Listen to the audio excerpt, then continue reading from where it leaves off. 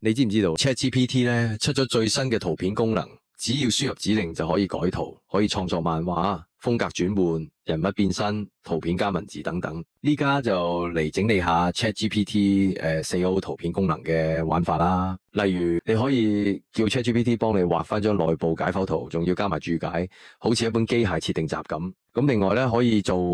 即係漫畫風格轉換啦。咁你可以話即係幫我改造漫畫風啦，佢就會即刻將張圖咧轉成蠟筆小新啊、海賊王啊、飛天小女警啊、柯南啊，甚至火影忍者風格啦。講開漫畫，其實你仲可以叫佢幫你整4格漫畫。咁例如你上載張相，然之後話幫我整一個4格漫畫，用蠟筆小新風格加埋佢對白啦，佢就會幫你排好格數，畫好表情，對白都可以係你自己寫，或者叫佢幫你寫。你仲可以玩埋圖片文字翻譯功能，直接幫譯好晒。如果你做設計或者做 marketing 嘅話，ChatGPT 4O 可以幫你整海報，你只要上載一張圖，話幫我整一張電影風格嘅海報，佢會自動幫你構圖、加標題、選字型，連 Canva 都唔使用，直接喺 ChatGPT 搞掂。咁最後就係可以整卡牌，你可以直接講幫我設計一張 Magic the Gathering 風格嘅卡牌。咁 ChatGPT 真係會幫你畫埋卡面啦，寫埋技能描述啦。咁之後再整理更加多嘅玩法同技巧，有興趣記得 follow 啦。